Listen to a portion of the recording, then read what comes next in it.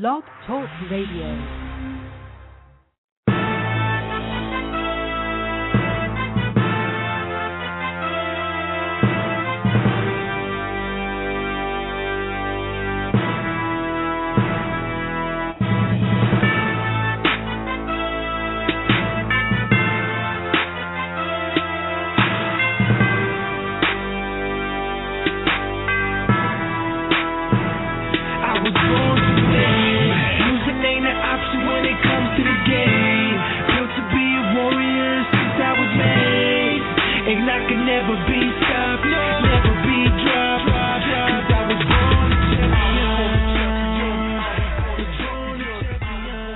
Welcome to Real Combat Media Boxing Radio. This is episode 28, and I'm your host, Christy Rosario, here in Los Angeles. My co-host is Richard Solomon, the boxing prophet in New York City. How are you, Prophet? I'm great. It's fight week. I couldn't be pumped up, and all I could say, couldn't be more pumped up, I should say. And all I could say is I wish it was Saturday already. That's how excited I am for this weekend. Okay. Well, we have a lot to talk about, so hold on. In a little while, we'll have our panel host come on, Clarence O. Nixon in Washington, D.C. Live callers can call 347-324-5998. You can get us on Twitter at Real Combat Media, or I'm at Boxing Girl, BXINGIRL, or at Boxing Prophet 68 for the Boxing Prophet. Find us on Facebook at Real Combat Media in the search bar. Our topics today will be, for this show, the recap of Mitchell versus Arreola, Beltran versus Burns fights. Those are interesting fights, that's for sure. We're going to talk about All Access episode number 3 recap, Mayweather versus Canelo preview, Molina versus Smith, and Garcia versus Matese. And later in the show, we will be talking to former heavyweight champion, former MMA fighter, and 1988 Olympic gold medalist, Ray Mercer. That's going to be coming up a little later. But up first, he lost in a controversial decision to Saul Canelo Alvarez that led to this week's super fight. He is former world junior middleweight champion, Austin, no doubt, Trout. How are you, Austin? I'm doing all right. You know, I'll be doing a lot better when we get that former taken off my world champion status. I know, but you're always a world champion to us. We know what happened. You know, everybody saw the fight, Austin. Everybody saw the fight. You know, I want to before we get there, I want to take you back a little bit because when you were boxing amateur and you were the alternate for the Olympics in 2004, I was on the board. I was athlete rep, and so we didn't really know each other, but I got to see you box, and I may have even refereed you. Did you enjoy the amateurs? Did you have a good career? I definitely did. I love the amateurs. You know, I miss, you know, a lot of aspects about the amateurs. It was really a lot more fun. It wasn't so much business, but just enjoying the sport as pure. I also miss the camaraderie, you know, going to camps and hanging with these guys, you know, training with these guys from around the country and just, you know, getting that brotherhood. So I do definitely miss the amateurs, you know, I miss it, but, you know, I'm glad where we are now. If it wasn't for the amateurs, I wouldn't be here. That's true. And in 2004, you went to Greece. Now, were you the sparring partners for the guys over there that went to the Olympics? Alternates. Yes, I sure was. I was one of the true alternates. You know, I went to the box off in my weight class and lost in the box off. So I was an alternate, and I was out there sparring, getting them ready for the games. I know that's hard. So in one hand, you're, like you said, it's a brotherhood. In the other hand, aren't you kind of hoping that, like, you know, maybe one of them, you know, you can get rid of them so you can get into their position at that weight class? Oh, definitely. Most definitely. They actually told us, you know, they was like, kind of calm down. It ain't gonna happen. You know, you didn't get qualified. You ain't fighting. But I definitely was hoping, you know, we could get an injury in there so that way I could take that spot. You know, God has plans, and it wasn't my in His will to make me an Olympian. But you know, thank God it's in His will to make me a world champion. I think it's in His will to make me a champion again. We'll go for 2-time world champion. You know what?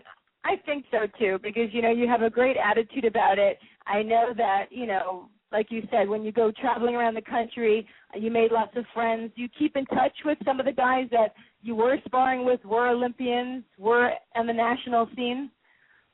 Yeah, I do keep in touch with a couple of guys that we were cool with since amateurs, and even with the ones that I don't, when we do see each other, it's like we picked up right where we left off. The bond is still there. So shout out all to the class 2004. We was out there. That's true. There's always that when you're good friends, you can see each other after a year, and it's like you never left. I love that. Exactly. And then you said something that kind of hit me. At one point you said, may not be my time, but it was the right time. When you beat Cotto, I really like that quote. You do remember saying that, definitely. Right. Because, if it was on my time, all of this would have happened years ago. I would have been on the big scene, the big stage, 2, 3, 4, 5 years ago, the way I felt like it should have been. But, kind of looking back now, I wasn't ready then. I may have felt like I was physically ready, but I definitely wasn't mentally and emotionally ready for this type of things that are going on. So, it's definitely the right time. God's time is definitely the right time. That's true. Well, it's good that you have that attitude because I know that some guys just get frustrated and they stop, but you don't. You persevere. I want to ask you, though, about the fight with Canelo because I'm sure everybody this week must be talking to you about Canelo. Have you been hit up a lot? Yeah, they want my prediction on the fight, and I'm not good at predictions. I'm real torn. I know who I want to win, what win will be good for me, and really, either way it goes out, I think it'll be good for me. It'd be better for me if Canelo won. I'm a Money Mayweather fan, so I'm torn. Hopefully we just get a good fight, and I get my rematch. But you say it would be better for Canelo to fight. So do you think they would give you a rematch if he wins? Well, I don't know. I think this is just me thinking speculation. This has nothing to do with any talks that have or have not gone on. This is just what I'm thinking. I'm thinking if Floyd whooped Canelo, that they'd be more inclined to give me a rematch. Like, if it wasn't even close, like Floyd just beat Canelo's ass, I think they'd be more inclined to give me a rematch. I think it'd be better for me, and it would make me look better. Not necessarily to get a rematch, but if Canelo absolutely whooped Floyd's ass, it would propel me into the top pound for pound, I think. It should anyway. Well, who owns Ring magazine. But, so, I'm really torn. I'm not sure. I'm going to be there, nervous. Bitter. You're going to be nervous so will you be nervous for Floyd or for Canelo? I'm not sure who I'll be nervous for. Or yourself? For myself, whatever happens, I can't really talk or think about Floyd until I, avenge the loss I have on my record. So whatever gets my rematch, I want that to happen. Well, what happened in the Canelo fight in round 7? I guess you kind of had a little bit of a lazy jab, and do you think that would be no September 14th event for these two guys if maybe in that round you had picked it up and thrown a stiff jab? I don't know. What do you think? Well, I don't know if they would have given me a fight just depending on that one knockdown because the scorecards clearly show I had no choice. So I would have said the lazy jab would have done it, but I definitely, if I never threw that lazy jab and got caught with that right hand, the public would know what time it is, and there would have been no doubt about who won the fight. I mean, there's controversy. It's close. I'm not even going to say I got robbed. I'll say it was a close fight. They didn't give me a chance. That's the problem I had. So, and again, there's other things that call for that lazy jab. It was the over-aggression. It was a lot of things I could have done differently in that fight that I would not make the same mistake again. So, you live and learn. And then I'm ready to come back and prove that I learned a lot. Like I'm more hungry than ever. I'm in the gym. I'm sharp. I'm ready to get back in there and show the world that it was a bad night. You had that night. Well, I don't know. I don't think it was a bad night because it was a lot closer than you're giving yourself credit for. I mean, when you talk about your night, no, I agree.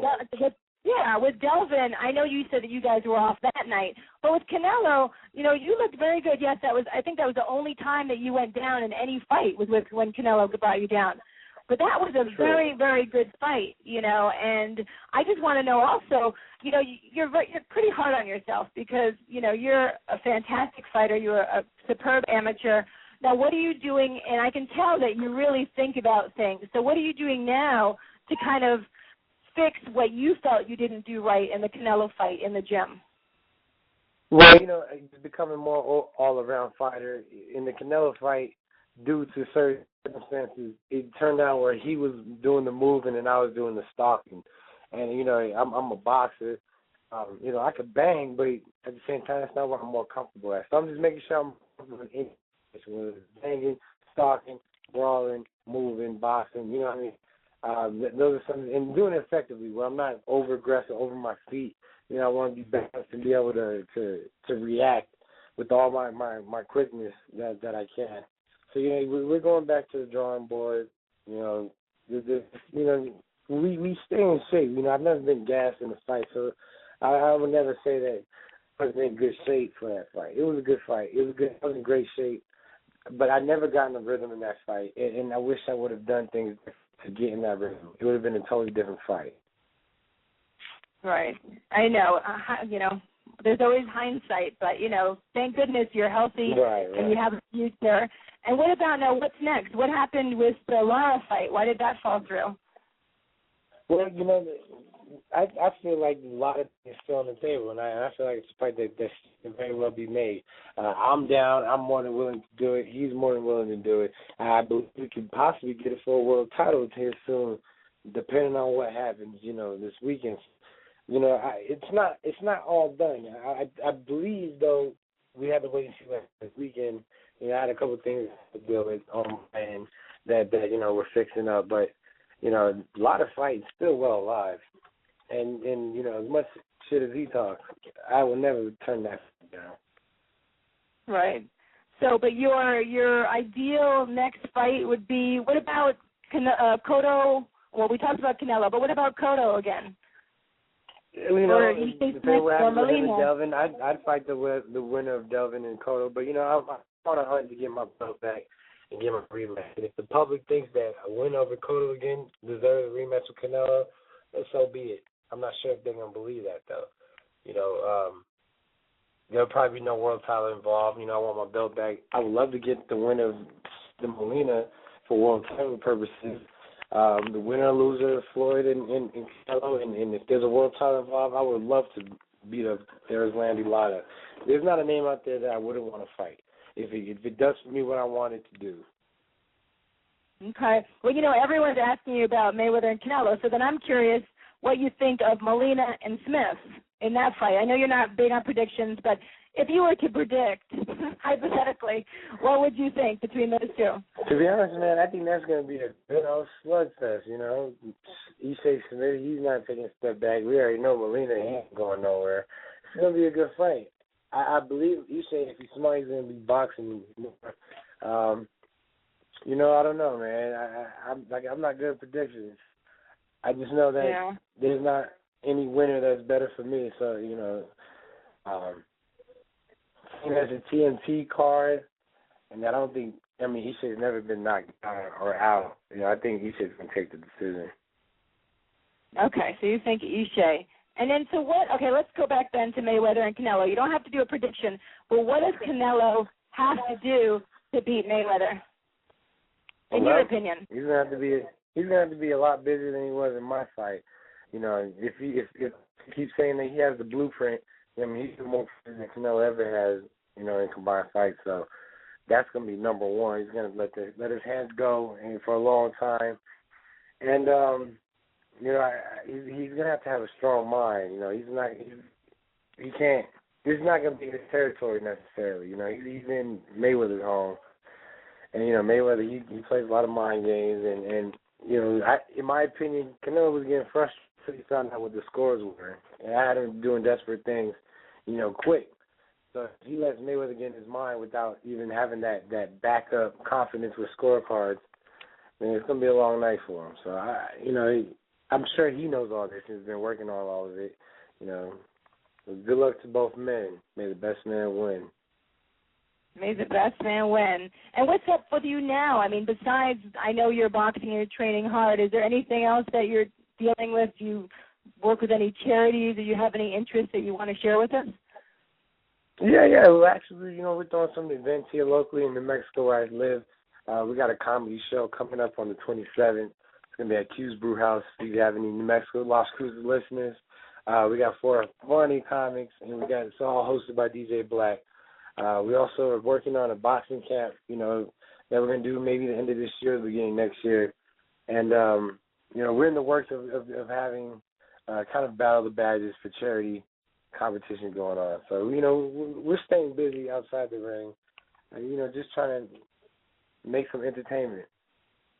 Well, that's nice. So are you kind of like producing this comedy show, or are you going to get up and do some comedy yourself? No, I'm producing. I'm not going to do the stand-up myself. But yeah, I'm a producer, John. Yeah, one day maybe. But I'm not that funny. I have to get somebody to write some jokes for me. That would be neat. I mean, you have Adrian Broner that, oh my gosh, that boy's eating as a rapper, but he's rapping, and then you could be in there doing your comedy. I like how Adrian's thinking outside the box. That's kind of how I like to be, too. I don't want to be just a boxer. I have a beautiful mind, so I'm going to try to expand that and show the world my mind.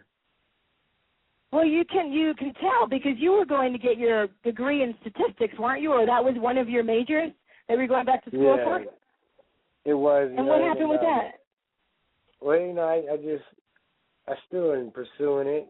I got to get a chance when I get time to take a class, because usually I'm good in the class and I'm doing good. I'll have A's all the way up, and then right when the class is ending is usually when my fight is.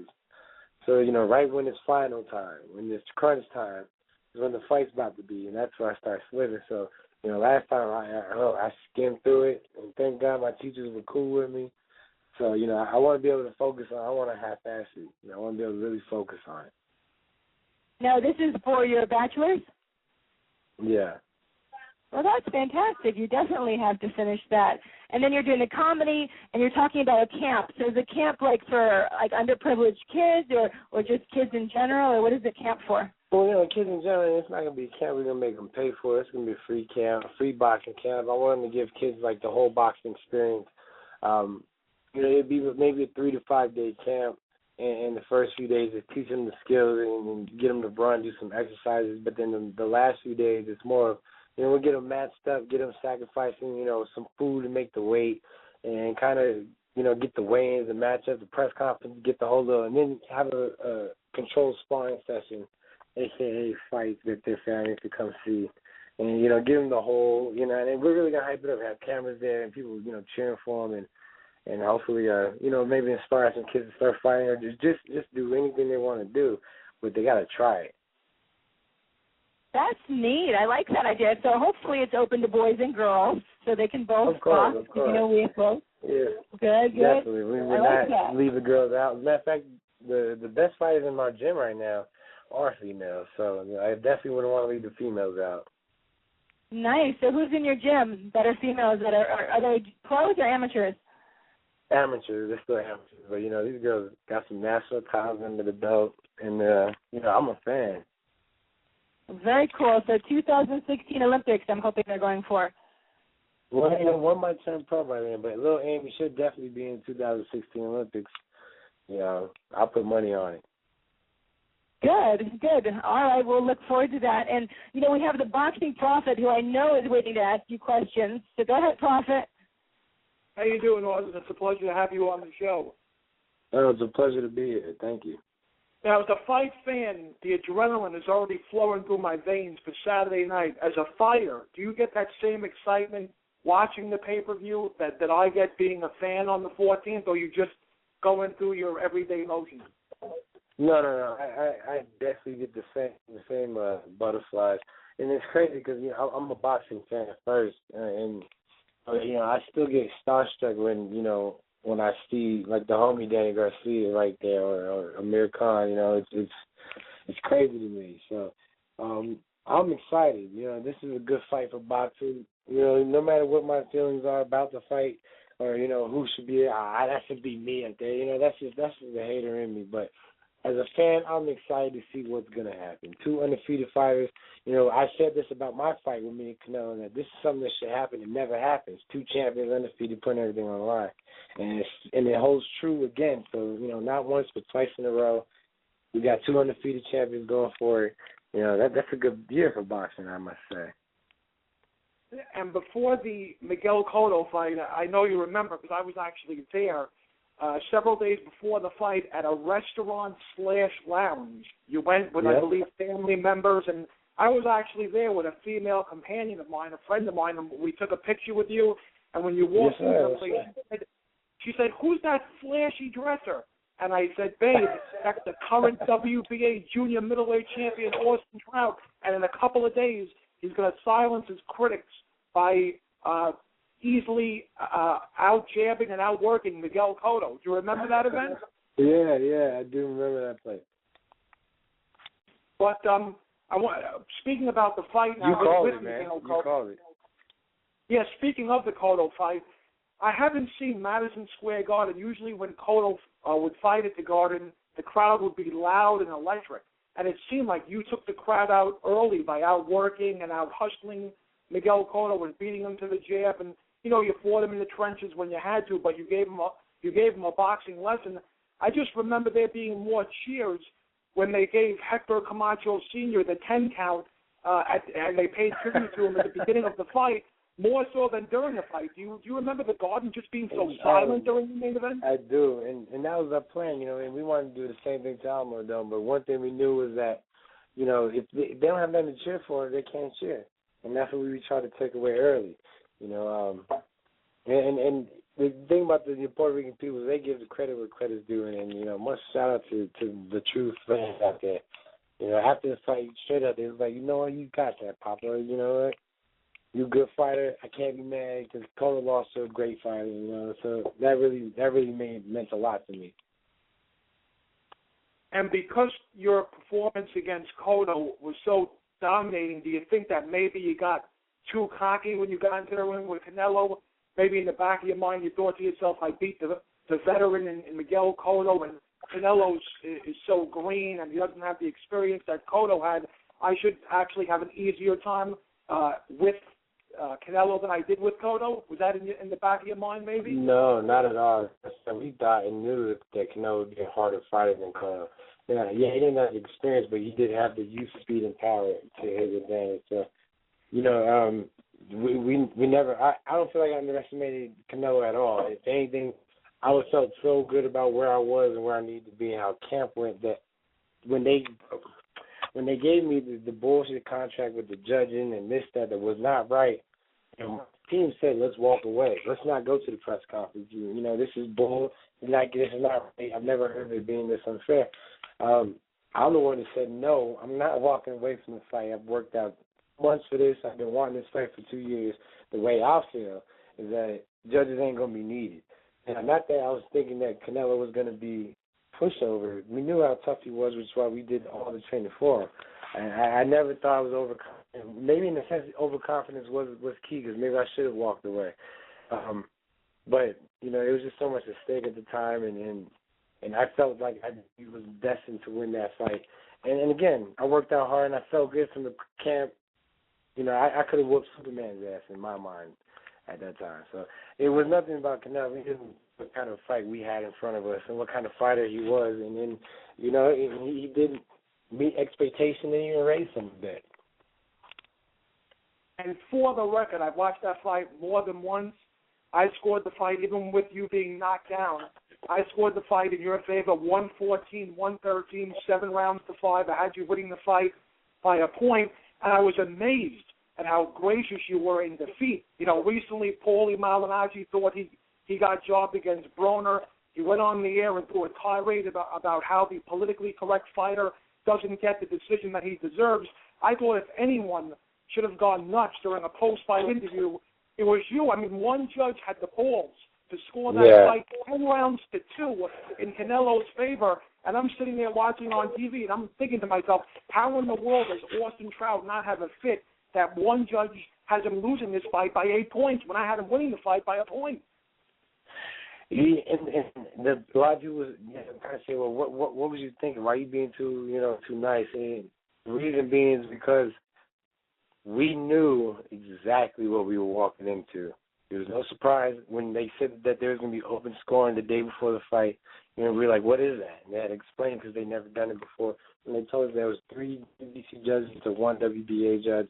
We knew what time it was, but I walked into that. With all that being laid out in front of me, I still walked into the situation.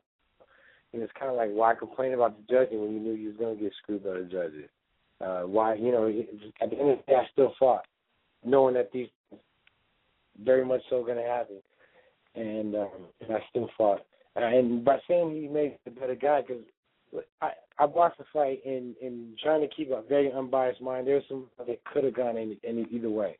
So just giving him those rounds, he may have won by a point. Maybe. So the decision could be that way. But the way that they gave me that decision, they didn't give me a chance. So, I can't complain about it after the fact that I signed up for it.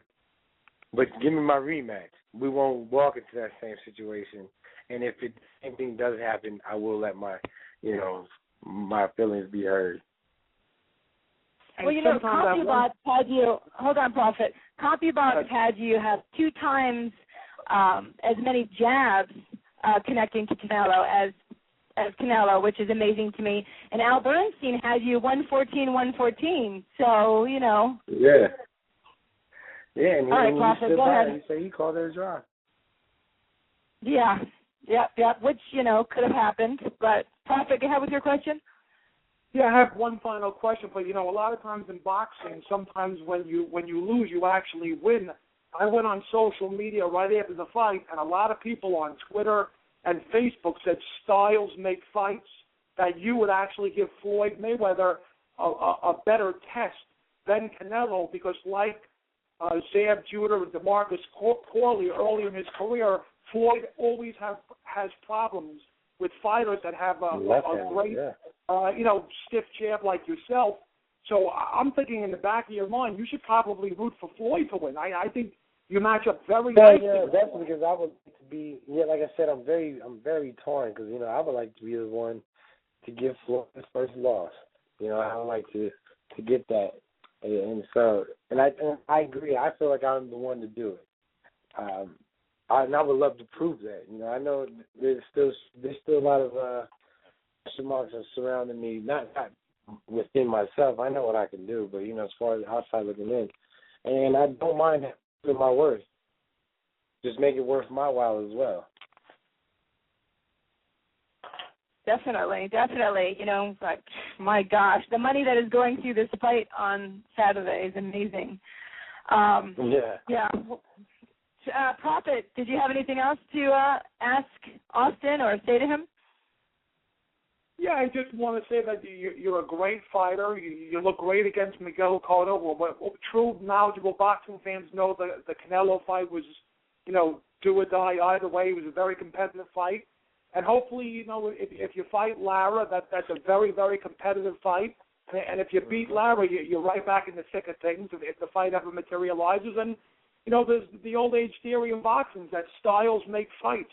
And I think your style is very, very suitable for any top junior middleweight in the world.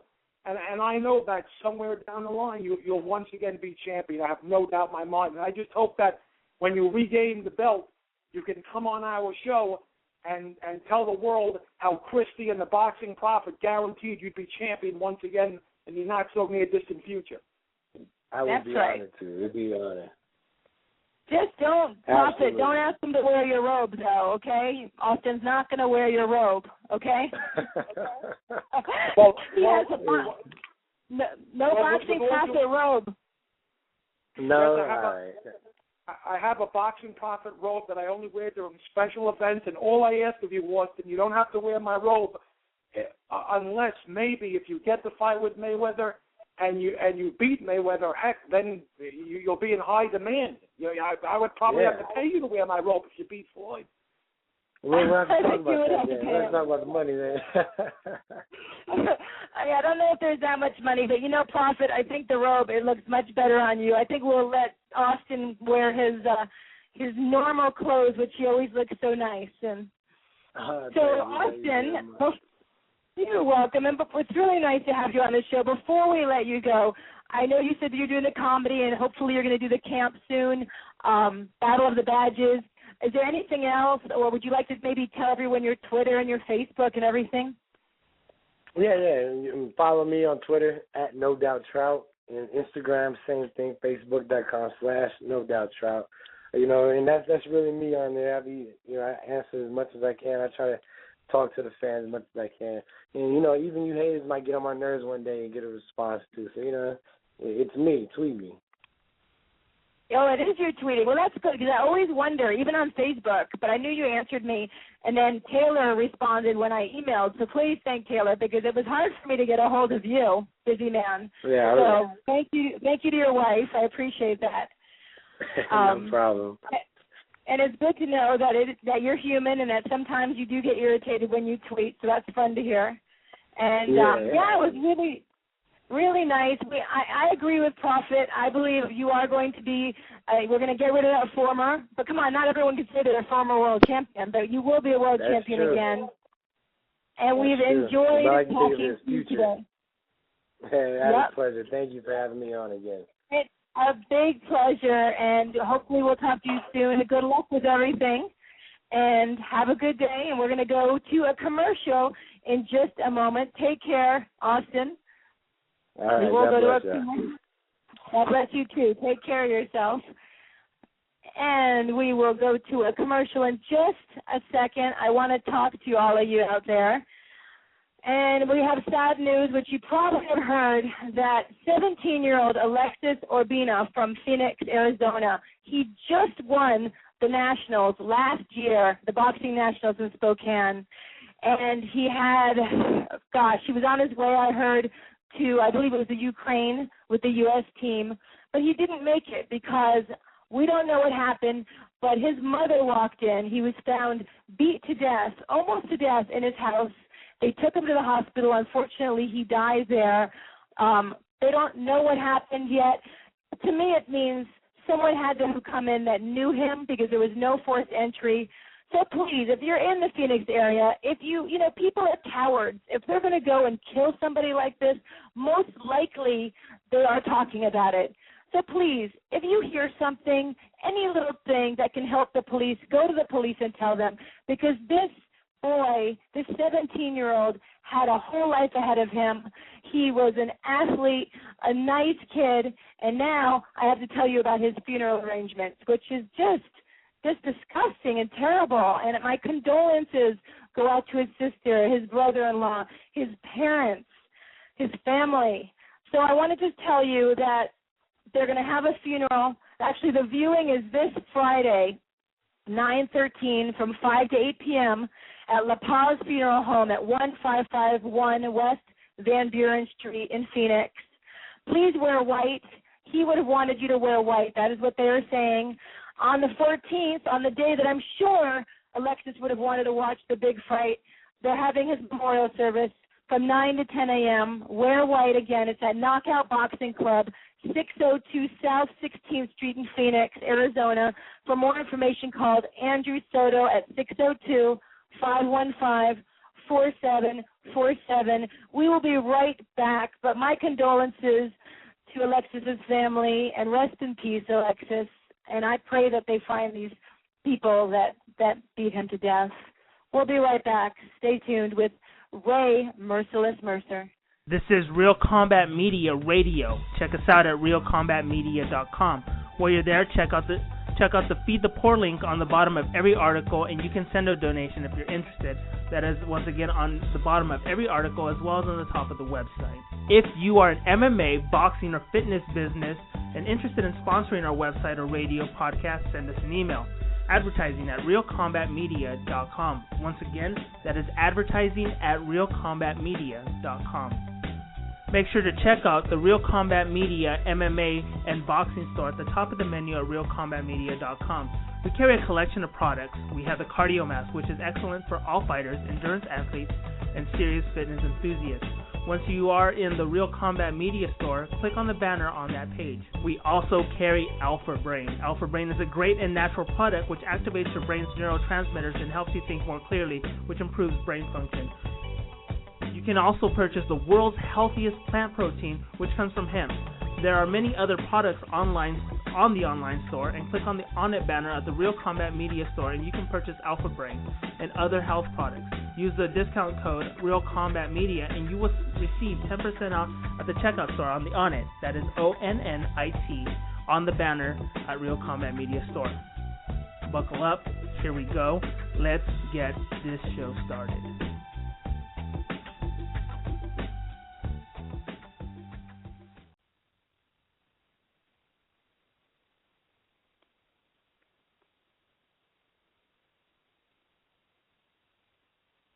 All right, we are right back here now with Real Combat Media Boxing Radio, episode 28.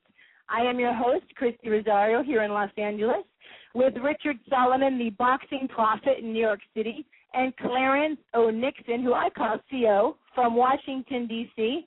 And we now have, I just have to say, the honor of having Ray Merciless Mercer on the line. How are you, Ray? I'm doing fine. Thank you for talking to us today. I'm so happy. I mean, you are like, when I think of you and everything that you have accomplished, I have to go back to the Olympics again. I mean, that's one of my passions. You were on the 1988 Dream Team. Nobody has gotten the gold in the heavyweight division since you did in 1988. How is that possible? I have no idea. I mean, you were just that good? Excuse me? I said you were just that good, weren't you? Yeah, I was. You know what it was? It was fear. I couldn't believe I was really on the Olympic team. I mean, I worked hard as I could to get there, but you never think that you're going to get there when you first start. So I had like fear, like a boxer's best friend, and for me not wanting to get beat up or anything or get hurt, I trained hard as I could. I ran fast as I could. I did everything it took to make the team, and I made the team, and I was shocked. God, you didn't just make the team; you got the gold medal. I mean, I was looking at everybody that was on that team, and you had Roy Jones Jr., who got we know what happened to Roy. Did you actually see that fight? Yeah. Yeah, I was okay. There. So you got Roy Jones. It was pitiful? Yeah. So you agree with everybody else in the world that saw that fight, huh? It was everybody. Politics. It was just a rip off, and to take a guy's gold medal like that, he worked just as hard as I did to get it, and to take it like that, it's just, it was just unbelievable. It stunned everybody. Just like I said, everybody in the world, Yeah, I know. But that was the Dream Team. You had Michael Carvajal, who got the silver. You got Kennedy McKinney, got the gold. Romelis Ellis and Kenneth Gould, they both got the bronze. Andrew Maynard got the gold. Roy Jones, we know what he should have gotten. Riddick Bowe got the silver, and you got the gold. And, I think it was Prophet who mentioned that there was a rumor about something happened when you were rooming with Riddick Bowe, and you and I talked about it. Can you tell us what really happened? This is just a story, Ray, that I've heard that's gone, global. That you were Riddick Bowe's obviously roommate in the '88 Olympics, and before his matchup with Lennox Lewis, he told you he couldn't sleep, that he was scared that he might not be able to beat Lewis, and you basically threw him out of the hotel room or wherever it was you were staying, and you basically called him a pussy, and you told him he had no guts, and you basically, kicked him out of the room. Is this true? Not at all. It's something similar to that. What happened is, like I said, fear was mine. I couldn't believe I was on the Olympic team, and I worked hard as I could to get there and everything. And to me, that was the hardest thing that I had to do in my life. So the last thing I wanted before we all fought, me and Riddick Bowe, we was roommates, and we were sleeping on mats, in the Olympic Village. And one night we were just before anybody fought, he asked me if I was scared, because being over in the Olympics, and that messed me up. So what I did is I just took my mattress and I went downstairs and I slept downstairs for the duration. That is what happened. I mean, I love Riddick Bowe. I never call him a pussy or anything like that. He just didn't know how to handle. I was the oldest guy on the Olympic team at 28 years old, and I think he was 20 or something like that. He was young, and I just tried to separate myself from anybody that was thinking negative, and that's really what happened, man. I mean, I never called him a name. We never got in an argument or anything like that. But when he did ask me if I was scared, I did leave the room. Yeah, that was smart. You don't. Yeah. No, it's very cool that you didn't, get physical or anything like that. People take a certain rumor and they spin it out of control. But my quick question to you about that Olympic team was 4 years earlier, when the Russians and the Cubans boycotted and everyone went nuts about the '84 team with Meldrick Taylor and Mark Breland and Tyrell Biggs and all the I believe it was 9 or 10 gold medalists and all. You ever feel like the '88? That wasn't '84. That wasn't '84. That was 1980. That was 1980. Right, that was the '84 team. But what I'm saying is, does Ray feel that the '88 team never got the full credit and the respect they deserve? Because, like Christy was pointing out, they had such great fighters as you and Bo and Kennedy McKinney and Carver Hall and Roy Jones. You ever feel like because so much attention was paid to the '84 team with Breland and Meldrick Taylor and Pernell Whitaker that you guys didn't get the respect that you deserved as a team?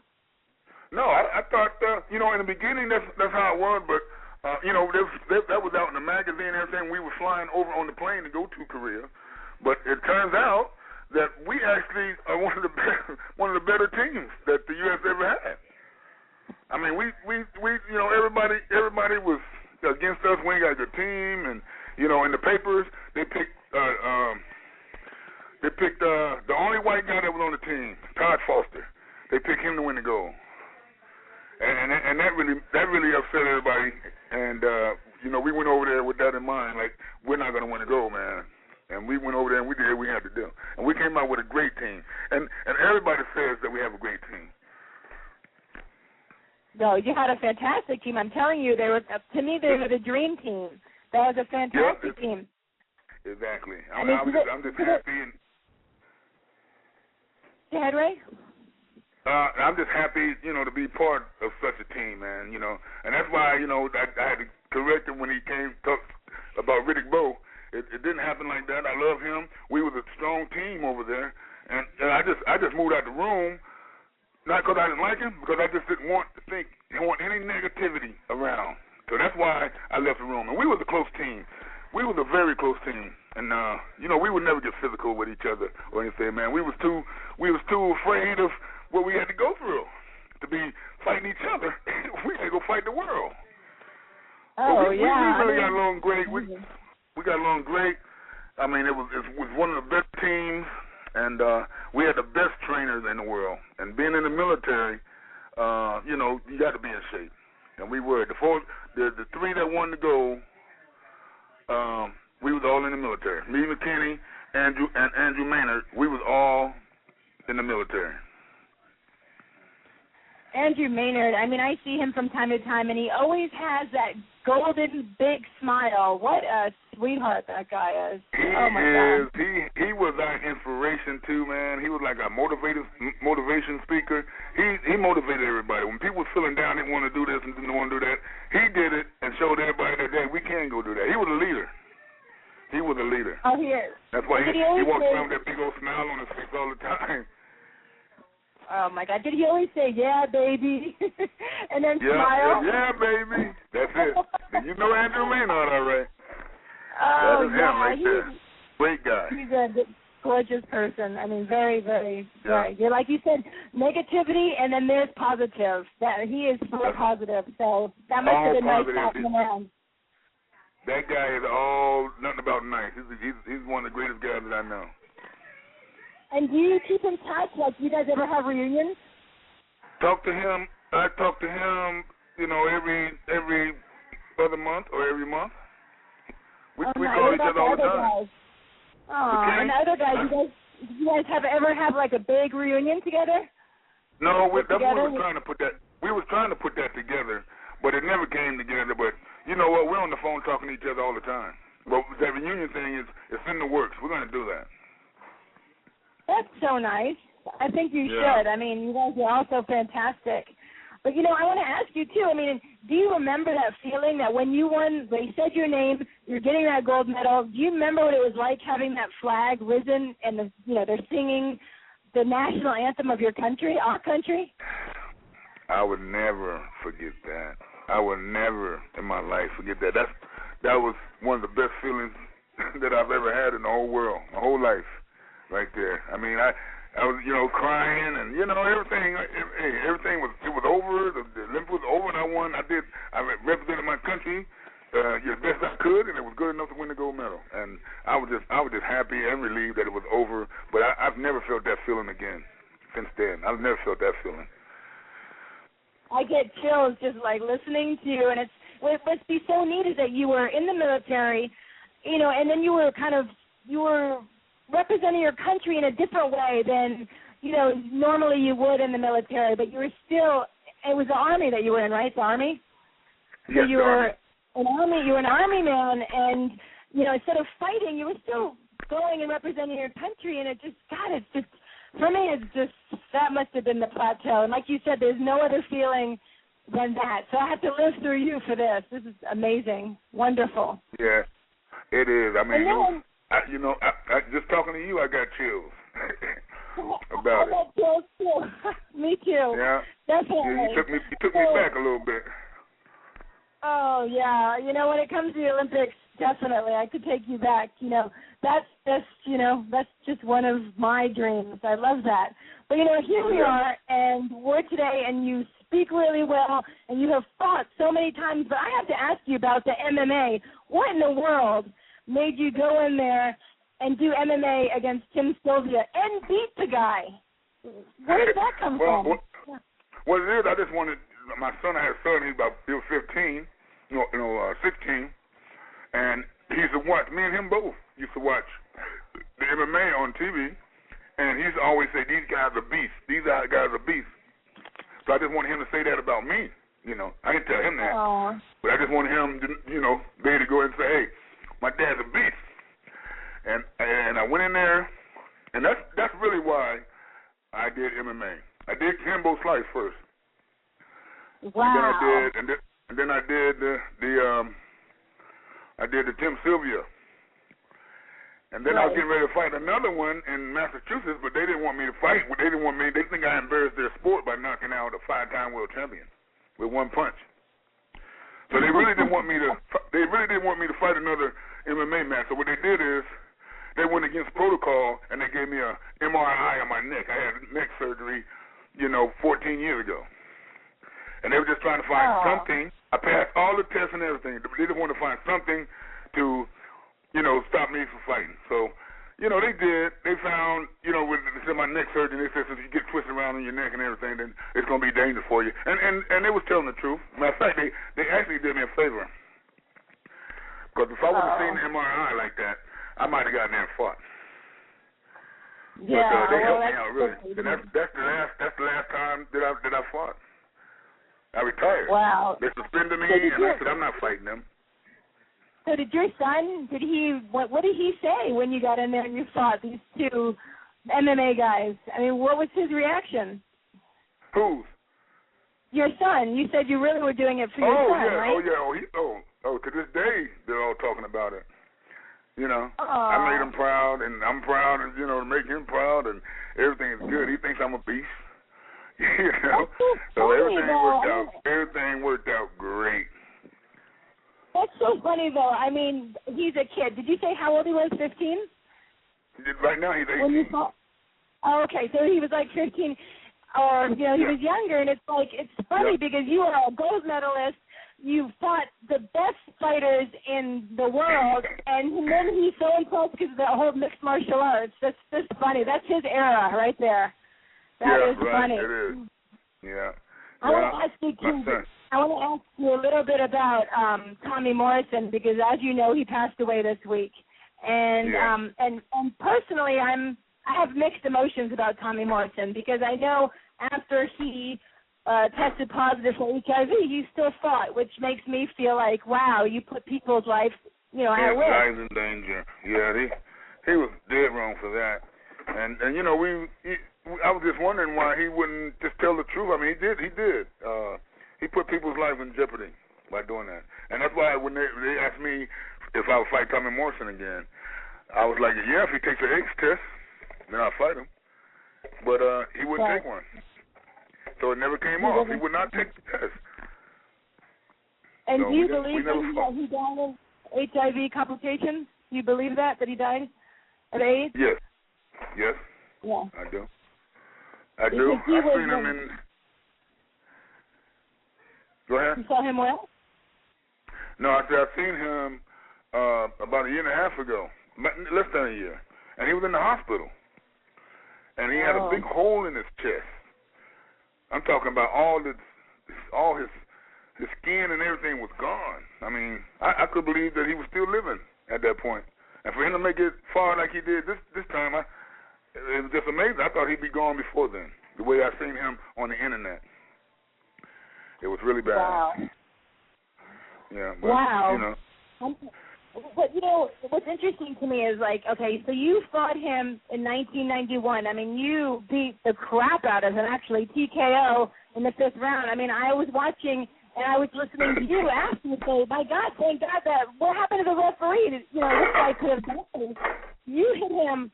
Wow. I mean, it was crazy. Do you ever look back and think, wow, did he have HIV when I fought him in 1991?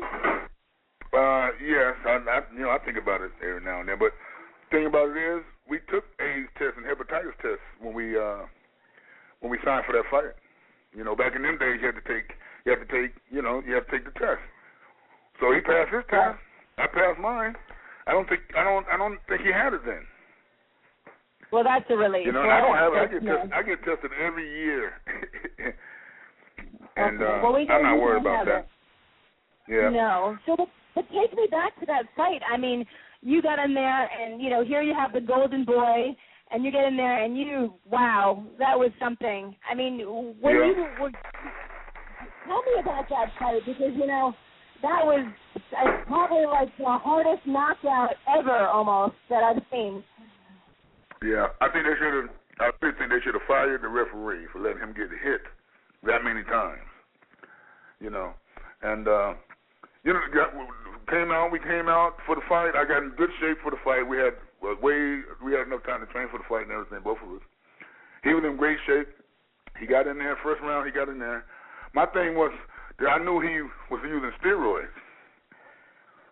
So because when we did the weigh-ins, I seen all the pimples and everything on his back. So I had my bodyguard, which was O.D. Wilson. He won the strongest man in the world contest once. So he knows all about steroids and stuff. So he told me that he was on oil-based steroids, and all you have to do is make him work for 5 rounds, and he's going to be tired after that. He's going to be all mine. And that was my plan going into the fight, right there. And, he was hitting hard, and he was killing me. He was making, he hit me so hard I farted a couple of times, in the body, hit me to the body, and I had gas. And he was hitting so hard that I passed gas in the ring. And, that was funny. Yeah. But I remember also, go ahead. Sorry. Go ahead. No, go ahead. No, you just made me laugh, and then I was thinking something. So after you passed the gas, because he hit so hard, go ahead. Go from there. Yeah, I just, you know what I'm saying? I mean, I just had to brace myself, and I tried to see every punch that's coming, because the ones that hurt you are the ones you don't see. And the ones that make you fart are the ones you don't see. So I tried to keep my eyes open on that, and I braced myself, for the rest of it, and I was just hung in there until I did what my friend O.D. Wilson told me to do. He said, he told me just to make him work. And it didn't take 5 rounds. It took 3. He got tired after 3 rounds. And that's when I took over. I know. And I remember listening to an interview of you, and you said you could hear him breathing so hard in your ear, and that's when you knew it was over. That's Something right. Like we got in a brace, and he was breathing really hard. And some of his energy was going out his punches. So I knew that it was time. It was time for me to start throwing punches. And it worked out just great. I caught him I was hitting him with my jab, and I caught him with the right hand by the ear, and that was it. That was 15 more punches after that. Wow. And it was a tough fight, and I hit him, knocked him out, and it's the best knockout that I ever had. And I just think that the referee probably should have been fired too. He should have been fired because nobody should be getting hit 16 straight punches with your hands down to your side. I mean, the guy was out from 3 punches.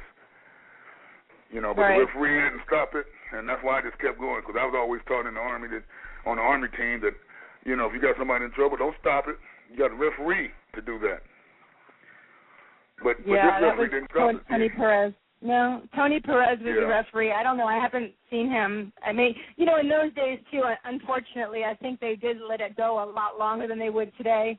I'm not defending him because, safety should have been coming first. But, that was crazy. I mean, boxing is a rough sport, man. You don't need to take 16 straight punches before the referee jumps on you and pulls you off a guy, Yeah. That's ridiculous. terrible. Yeah. Yeah, this day and age, I'm sure that he would be sat down, but terrible. But I don't want to hug you because I have 2 guys that need to ask you questions, and I know they're crazy waiting. So first we'll go to Richard, the boxing prophet. Go ahead, Richard. How you doing, Merciless Ray? It's an honor to have you on the show. Going back to the Morrison fight for a second, 3 lasting images of that fight will stick in my mind forever. One, obviously, was the brutality and the viciousness of the TKO. Like you said, 16 or 17 unanswered punches. The other was after the fight was over, Tommy Morrison was seen in his corner throwing punches. He had no idea that the fight would stop. And also, I live for intense post-fight interviews. Do you remember what you said when HBO interviewed you after that fight was over? After the fight was over? Yeah, you said it was the most intense and passionate post-fight interview I've ever seen in all my years of watching boxing. You said that you were taught to either live by the sword or die by the sword, and you were still living. And I just thought it was a great quote because for 3.5 rounds, Morrison was all over you. And I was watching that fight with my older brother, and he actually thought you were going to get stopped in the 3rd round. And then you have this great capacity to overcome adversity and rally from the brink of defeat. And Morrison had nothing left after round 4. And, you weathered the storm and you came back and you won, but you were so passionate. I just thought the post-fight interview was classic. It was great. I do remember that, and you put it real good because it did turn out live by 4, die by 4 because he was trying to kill me. I ended up, I'm I tried to get him too, and because when you're in a fight, what you do is you're going to get hit. That's how I used to always be able to take punches because I go in the fight and train knowing that I'm going to get hit, that I'm going to get hit. So I'm just trying to deliver mine before I get mine, before he gives me what I'll give him. So, that's where that comes from. And, the fight before Tommy Morrison, you won the WBO heavyweight championship. You were behind on points to Francisco Dominani, and you also rallied from the brink of defeat in that fight. You busted his nose with a vicious uppercut. That's how you knocked him out and won the heavyweight championship. So you must have thought to yourself that, wow, with back-to-back victories over Dominani and Morrison, you seem to be on top of the world. Was it just as cool winning the heavyweight championship as it was the gold medal? Yeah, it was cool, but it's nothing that can be like winning the gold medal because you got a whole country behind you. The whole country is dependent on you. And like she said, I was in the military, so to get a chance to fight for my country one way or another, and prevail and win a gold was the best thing. It was the best thing ever. Best thing ever for me. And winning the title, no, don't get me wrong, being a world champion is my dream. But my first dream was becoming Olympic gold medalist. And that right there was special to me. I didn't cry when I got the world title. But when I got the gold, I had so many emotions going through me that I couldn't hold back the tears. I mean, like I said, I'll never feel that again. I'm getting chills just talking about it. Every time I talk about it, I get chills. But no, I think the gold medal to me was the most important victory or the medal that ever happened to me. Absolutely, as it should be. I agree with that. And to me, pound for pound, you were definitely the most exciting heavyweight of the 90s. Obviously, your resume speaks for itself. I mean, you fought Larry Holmes, Evander Holyfield, Lennox Lewis, and Vitaly Klitschko, four, heavyweight champs who were all, pretty good. Who do you remember as being the best? Like the best that Ray Mercer's ever gotten into the ring with? Being that you've been in the ring with such great champions, what fight stuck out to you that, damn, this guy really is legendary? Lennox Lewis. Right. And that fight, if I remember correctly, the Lewis fight, it was razor thin. I believe it was a majority decision at the Garden, and many people in the crowd thought that you might have should have gotten a decision. And you still think Lennox was the best out of all of them? Yeah, I think he was the best person that the hardest person I ever had to fight. Even though I fought some fights and lost, it still wasn't as tough as fighting him. And yes, we both won gold medals for our country, and I was like upset because if it's that close, come on. I mean, and we're in America, we're in my backyard, then I should get it. Even Lennox Lewis said at the press conference that he's going to send me half his check because people was telling him, that he really lost. And for Lennox, if you're out there listening to me, I'm still waiting. Yeah, You're still waiting. Wait, Prophet, hold on a second. So how much money would you need to fight Lennox Lewis today? He wouldn't fight me today, but I wouldn't need much. I just want him to send me what he said. He said he's going to send me half the check that he got because he know he got a gift. And I just want to let him know that I'm still waiting on that check. Lennox, he's waiting for the check. Mr. Mercer needs that check. I'm waiting. He's waiting, but just don't keep up that gold medal for anything, okay? You keep that gold medal. Right. Right. That's right. All right, Prophet. Finish up with your next. Yep. One more question for me. For the record, I saw the Lewis fight. I had it a draw, 5 rounds apiece, but it could have gone either way. My last question for you is, obviously the resume speaks for itself. You're a great fighter. What was your most satisfying win as a professional? Was it winning the title from Dominati? Was it beating Morrison or Tim Witherspoon? What was your highlight as a heavyweight contender in the 90s? I'm going to have to say Tommy Morrison. Tommy Morrison was the reason being I was training out of Newark, New Jersey.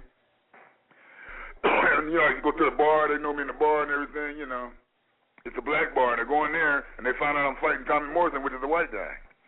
They tell me, you better not let that white boy beat your ass, or you ain't going to be able to come back in here. So, the whole camp, I had to go through that, man. And, it was just like, they put it up on the level where it would have to be my best victory if I won because of everybody's making noise about it.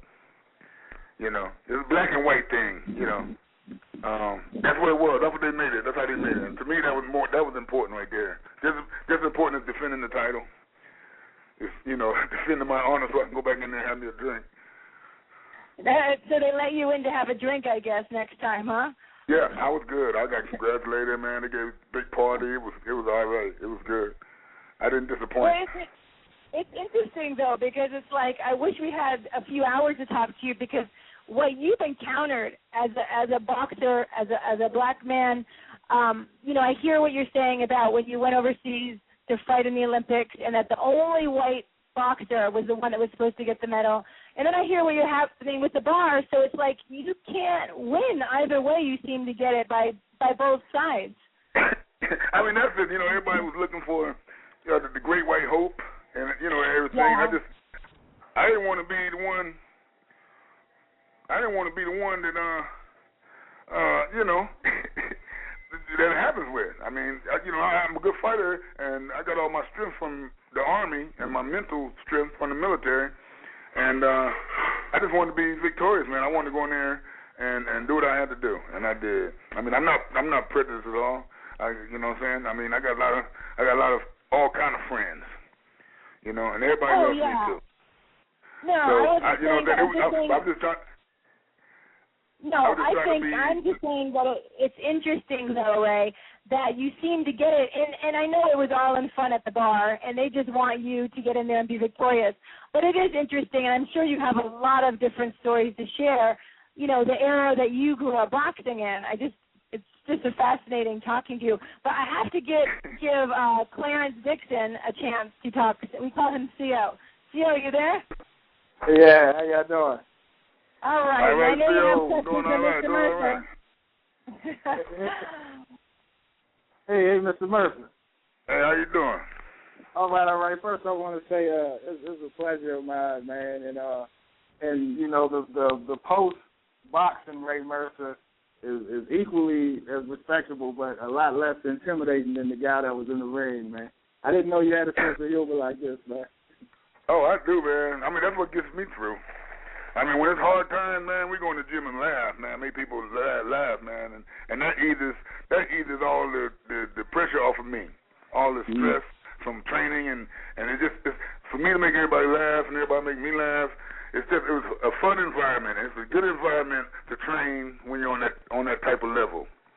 Mm-hmm. You know, Riddick Bowe too used to talk. Me and Riddick Bowe used to run the camp talking about everybody, and they would love to talk about us.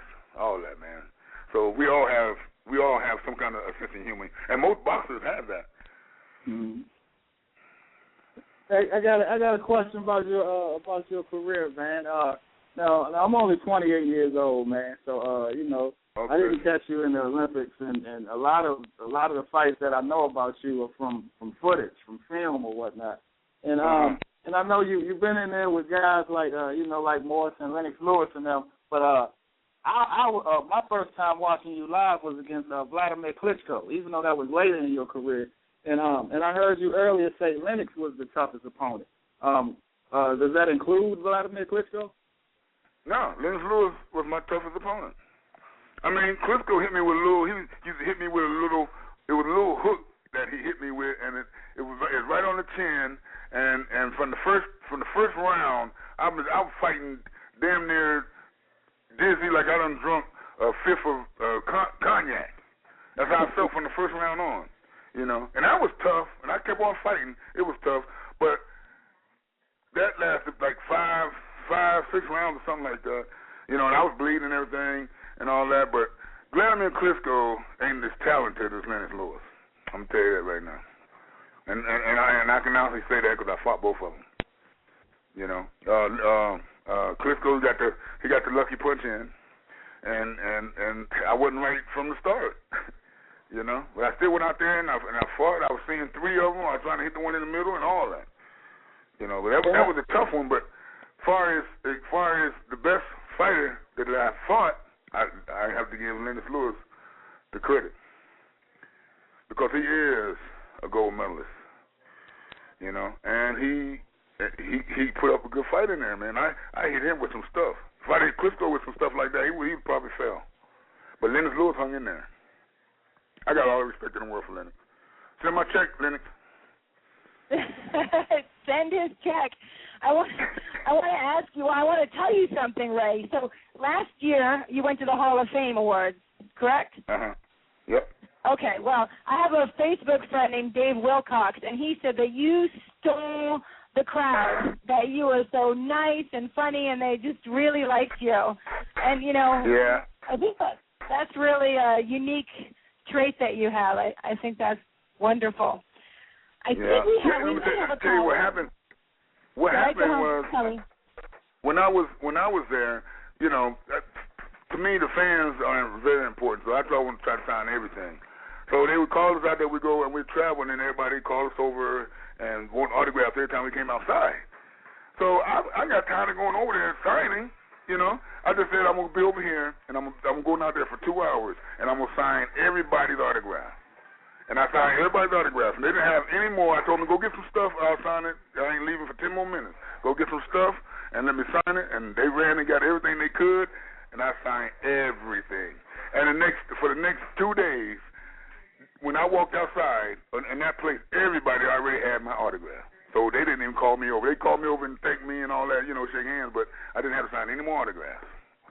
And that was fun. Wow. It was fun because nobody ever did nothing like that. I believe in giving back to the fans, and that's how you do it. That's so great. You're so sweet. Hold on a second. I mean, sweet in a good way. Okay, don't worry. I say that nicely. Let me see if someone's on the line. Let me see here. We'll see. Let's see. Hi, anyone there? This is Real Combat Media Boxing Radio. Who's this? Hello? All right. I think this person's playing a crank call on us, so we will get rid of them. But I have been chatting also, and people are really, really liking you, as always. One guy says, we call him, CE1 says, nice to hear Ray. He's a straight-up guy and a badass, too. That's what they said about you, Ray. Wow, that's great. That's great. I like that. Yeah, and I want to ask you before we go, though, are you going to watch the big fight on Saturday, Mayweather and Canelo? Of course. I sure will. Oh, I'll be in Atlantic City, New Jersey watching that. Oh, very cool. Well, you have to give us your predictions then. Mayweather. I think it's going to be a tough fight, but everybody always says he's got a tough fight, but he gets in there and he dissects everybody that he fights. He makes it look easy. But I know every dog has his day. And his is coming one day, but I just don't think it's going to be Saturday. Not Saturday. Okay, so what does Canelo have to do? All right, but what does Canelo have to do to beat Mayweather then? What would your strategy be? He got to mug him. You got to get in there and mug him. You got to get in there and rough him up, get him on the road, take him out of his element. I mean, because if you just sit back and try to box him, he's going to be faster than you, and he's going to sit there and he's going to pick you apart. So your best bet is to go in there and rough up. Go in there and fight. I'm not talking about box. I'm saying he's going to have to go in there and fight to beat Mayweather. He's going to have to put Mayweather in some positions that he's never been put in before in order for him to come out victorious. That's just what I think. Okay, so you got to get in there and mug him. But you think that so do you think it's going to be a knockout, a TKO, or it's going to go to decision? I think it's going to go to distance. Oh, I think it's going to go down to a decision.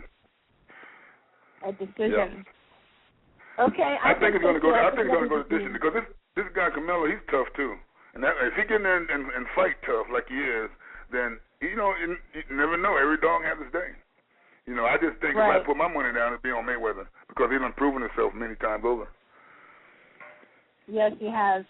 Well, I have to ask you before you go, because I really love that you're very much involved in the bullying, that you deal with the organization findadream.org, and I believe you were just in New Jersey.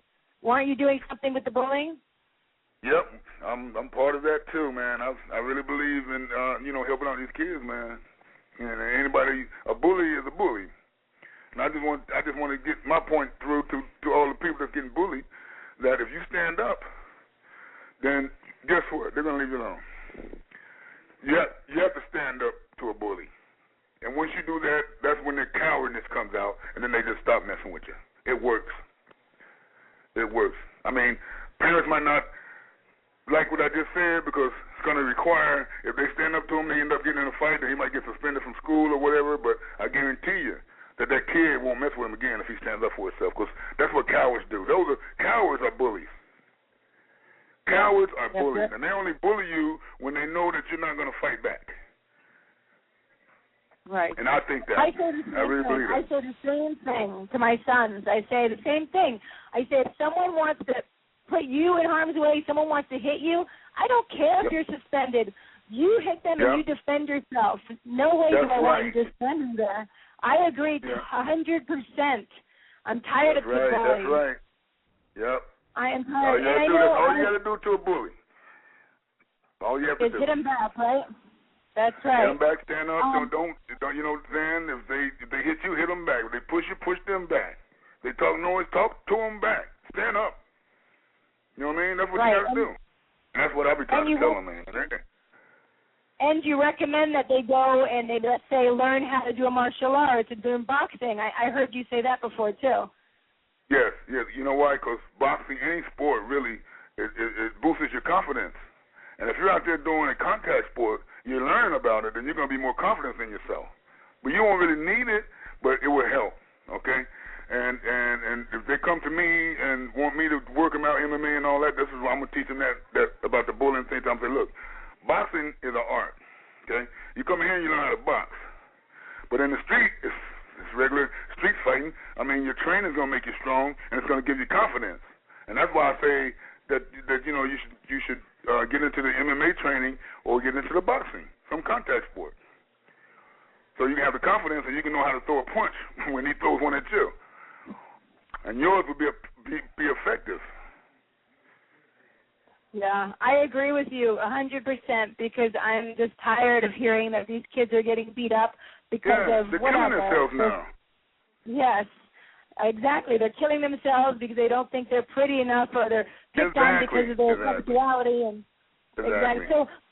So now, are you still involved with findaDream.org? Of course. Okay, good. We're going out on the 20th. Excuse me? Go ahead.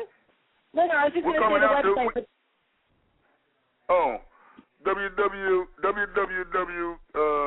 www.org. FindADream.org. Yeah, FindADream.org. Okay, and so you're going to go, where are you going with them? We're coming, I'm coming to L.A., and we're going to be there. The founder of Find a Dream is flying me, Michael Moore, and Buddy McGirt out there for the Italian Fiesta. Oh, good. Where is this? It's an Italian Fiesta. Oh, okay. And I'm sorry, I didn't hear. Did you say what city that was going to be in? Excuse me? I don't know. I don't know. I know it's in L.A. Okay. Oh, it's in L.A. Oh, excellent. I'm going to have to go see and go meet you in person. Yeah, you're right there. You're right there. I am. So do you have the date on that? Do you know when that will be? On the from the 24th to the 29th. 24th to the 29th of September? Yes. Okay, well, that's good. So I guess if you look at findadream.org, hopefully we'll be able to get information, because that would be fantastic. I love that you do that work. Is there anything else that you want to tell anybody or shout out? Or I don't know if you do Facebook and Twitter, do you? No, I don't. I have a Facebook page, but I don't get on it. I'm old-fashioned, man. I write the phone numbers down still. I don't even have a cell phone. I know. I talked to your. That's my wife's cell phone. Oh my God, she was so nice, Kimberly, your wife. She was texting me from Walmart, and I appreciated her getting in touch with me. Thank her very much. I appreciate that. I will thank her. Yeah. And you are such a pleasure, Ray Mercer. I want to tell you man. Oh, well, it's mine too, and it's the Boxing Prophet, and it's Clarence, and it's everybody else, the people that are chatting with me on the, you are wonderful, and, please keep in touch with us, because I want to hear more about, if you do more with the bullying or whatever, or if Lennox sends you a text, let me know, okay? I'll let you know. I'll even take you out. Oh, thank you. Okay, well, tell Kimberly that, we'll all go out together, so I don't want her to get upset with me. She wouldn't. She knows that. She knows. She'll be with us. She'll be with us. Well, thank you, and I wish you a wonderful day. We're going to have to go to a commercial now, but thanks for being on the show, Ray. You take care. Okay, thank you very much. Nice talking to you. Nice talking to you. I'll talk to you. Okay. I'm going to try and go see you in L.A. You take care now. Okay, you too. Bye-bye. All right, take care. All right. And we're going to go to a commercial now after talking to Ray Mercer, who's fantastic. Now, if you want to call us at 347-324-5998, you can. When we come back with Real Combat Media Boxing Radio, we'll come back and talk about Mayweather and Canelo. It should be exciting. This is Real Combat Media Radio. Check us out at realcombatmedia.com. While you're there, check out the Feed the Poor link on the bottom of every article, and you can send a donation if you're interested. That is, once again, on the bottom of every article as well as on the top of the website. If you are an MMA, boxing, or fitness business and interested in sponsoring our website or radio podcast, send us an email. Advertising at realcombatmedia.com. Once again, that is advertising at realcombatmedia.com. Make sure to check out the Real Combat Media MMA and boxing store at the top of the menu at realcombatmedia.com. We carry a collection of products. We have the Cardio Mask, which is excellent for all fighters, endurance athletes, and serious fitness enthusiasts. Once you are in the Real Combat Media store, click on the banner on that page. We also carry Alpha Brain. Alpha Brain is a great and natural product which activates your brain's neurotransmitters and helps you think more clearly, which improves brain function. You can also purchase the world's healthiest plant protein, which comes from hemp. There are many other products on the online store, and click on the On It banner at the Real Combat Media store, and you can purchase Alpha Brain and other health products. Use the discount code Real Combat Media, and you will receive 10% off at the checkout store on the On It. That is ONNIT on the banner at Real Combat Media store. Buckle up. Here we go. Let's get this show started. Welcome back to Real Combat Media Boxing Radio, episode 28. I am still your host, Christy Rosario, here with the Boxing Prophet and CO Nixon. Our live callers can call us at 347-324-5998. You can Twitter us at Real Combat Media or at my Twitter, which is at Boxing Girl, BXINGIRL, or at Boxing Prophet 68 for the Boxing Prophet. Find us on Facebook at Real Combat Media. And, wow, talking to Austin Trout and Ray Mercer. They're real stand-up guys. You know, I enjoyed it. And here we are now, and I don't know what is beeping. I keep hearing beeps. Austin Prophet, you there? I'm here. Theo, how about you? You back? Oh, yeah, I'm right here. Okay, well, we're all here now. We're going to talk about our topics. We're going to start out with Mitchell and Areola. All right, Prophet, let's hear about that one. Well, there's really not much to say. You know, Seth Mitchell proved that football players don't translate into competent boxers. We all knew about his suspect chin.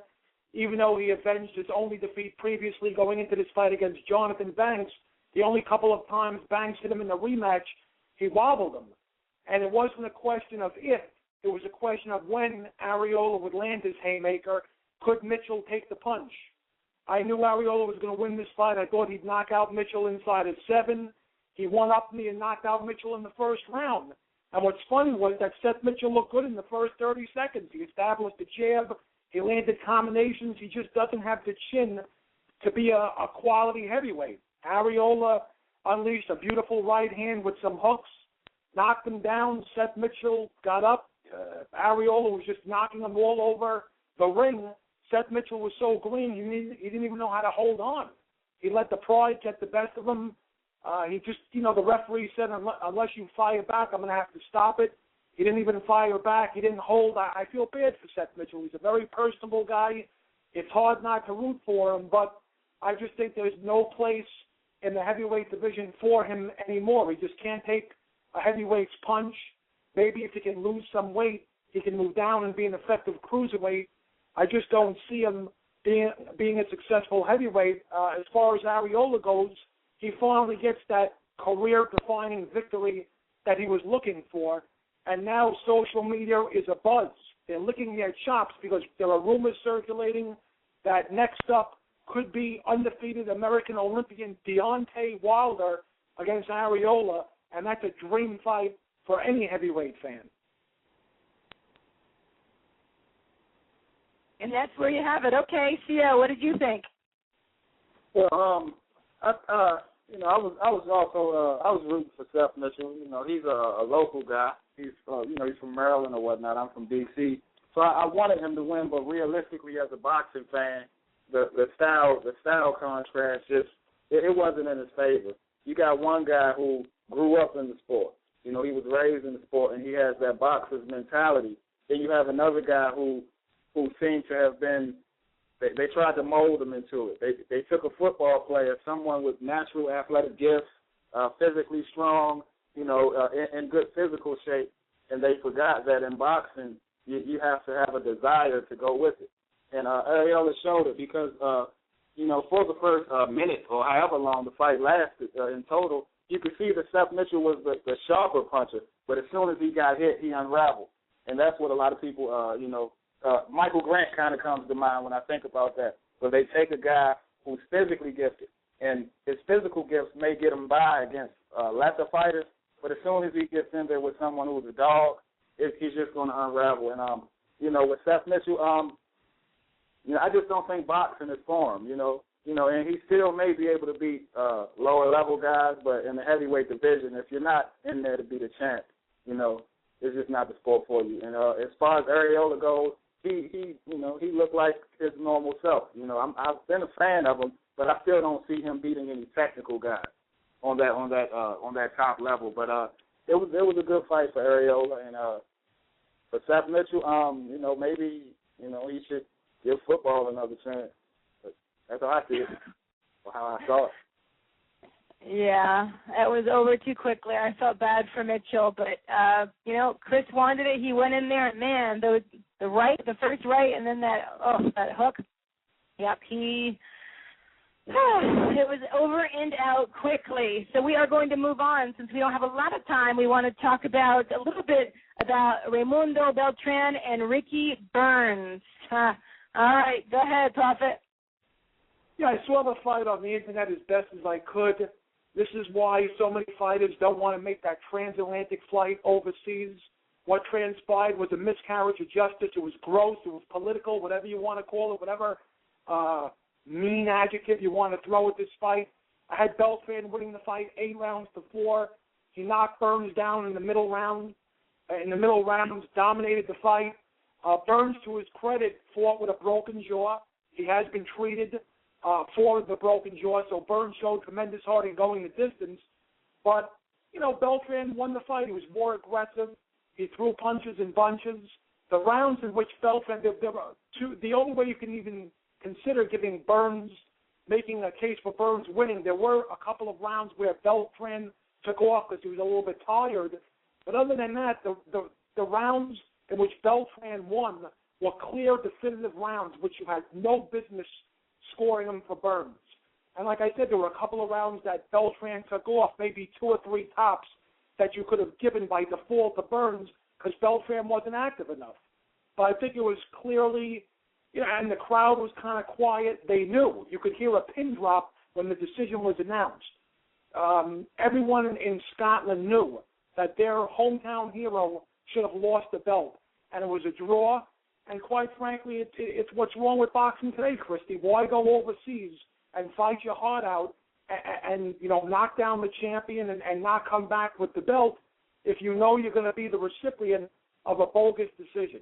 And I think it really left a bitter taste in my mouth as a boxing fan to see Beltran, who fought his heart out. He came into the fight with 6 losses, and going to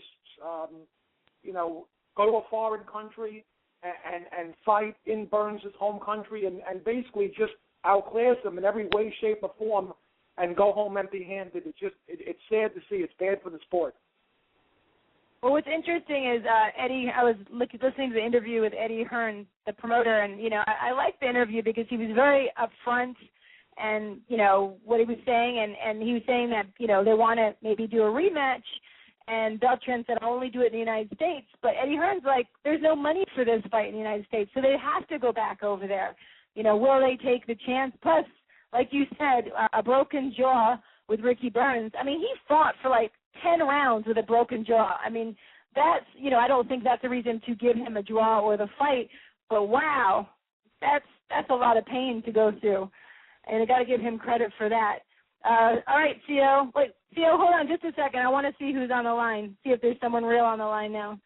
Hi, you're at Real Combat Media Boxing Radio. Who's calling? Hey, Anthony Gonzalez is on the line. Hello? Hi, yes, Anthony. Where are you from? Roselle Park. Oh, okay. Do you have a question or a comment? Or No, I'm calling you to stay on the show. Oh, okay. Did you want to make a comment about what we were just talking about, Burns and Beltran? No, I'm just waiting to do the breakdown. Oh, okay. So we'll come back with you for that. All right, CO, let's hear what you have to say about Burns and Beltran. Well, actually, I haven't had the pleasure to see that fight. I just read a few accounts, and it sounded about right. From what I read, I'm pretty sure that Beltran probably expected that he wouldn't get a fair shake. But the good thing about that nowadays, when things like this happen in boxing, I think the fans have become hip enough to know that it's not really about these bogus decisions, because people are probably still going to be fans of Beltran regardless of the draw, or even if he did get robbed and got a loss, because they say he broke the guy's jaw, and they say that pretty much everybody saw it going his way. And when you go in another guy's hometown, that's something that's probably expected. But I didn't see the fight. All I did was read about it. Okay. All right. So we will move on then. I'd like to talk about the all-access Showtime show with Floyd Mayweather, who is the executive producer, one of them, and Canelo Alvarez. I like this show. I think it's just like HBO 24/7, except I happen to like the narrator's voice better in 24/7, even though this guy has a great voice.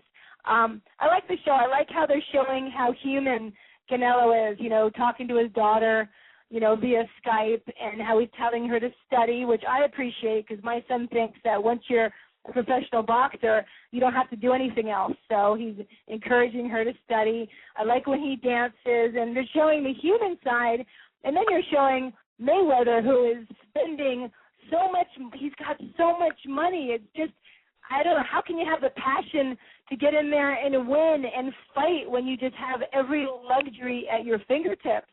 I just find that interesting. What about you, Prophet?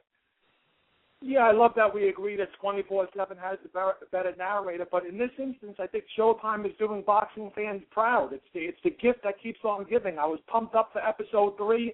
It lived up to my expectations and then some, making, like you said, Canelo look human. 3 things stood out to me. One is that Floyd Mayweather, they continue to dwell on his hands. Floyd Mayweather, at this stage of his career, has brittle hands. And let me tell you something, all the people that think Canelo has a 50-50 shot at pulling off this miracle in Vegas and are betting betting money on Canelo, they must have been ecstatic seeing Mayweather ice his hands, knowing that he has to get therapy on his hands every day. And also the fact that Mayweather is depicted as the Hugh Hefner of his generation, I thought was hysterical. I'd like to think I'm a male, and I know a good-looking woman when I see it. Half those women didn't live up to the hype, Chrissy. I got to be honest with you, and this is a compliment towards you. I think my host, the host of this program, Christy Rosario, was 10 times hotter than any of those women that Floyd was hanging around with. I didn't see any of those. I didn't view any of those women as particularly being that good-looking, to be quite honest with you. But it was comical the way he was throwing away his money and hanging out with all these quote-unquote good-looking women. And, it's just the episode was great. It got me more pumped up for the finale, which will be shown, I believe, Wednesday, 10 p.m. on Showtime. And don't forget the weigh-in, which will be shown live Friday at 6 p.m. on Showtime. But what also was really cool about the episode was the fact that Canelo, as I reported last week on the show, shot down rumors that it was his idea to have the fight at a catch weight. He said that it was total BS, that Mayweather wanted to move up to junior middleweight, and the fact that Leonard Ellaby called Canelo's team idiots for making this fight at a catch weight of 152 pounds. That was great, that he totally threw it right back in Floyd's face, telling the world that it was BS, that it was Floyd's idea who called for the catch weight, not Canelo's. And basically, the hand issue with Floyd, the womanizing of Floyd, and the catch weight debate. Those were the 3 things that stuck out in my mind when I saw episode 3. All right. What about you, Theo? You enjoying the show? Oh yeah. I've been enjoying the All Access, and I think that Floyd knows what he's doing when he when he goes and brags and shows off. I guess how easy it can be for him to be as successful as he is, and what I noticed from the last episode, it appears that Canelo's camp they might be getting caught up in with the media or whatnot. They seem to be doing a little more talking, making a little more statement, almost trying to emulate like the Floyd camp. So that's going to be interesting to see if he can maintain his focus up until fight night, because Floyd seems to have a way to get into people's heads with these 24/7s and these All Accesses.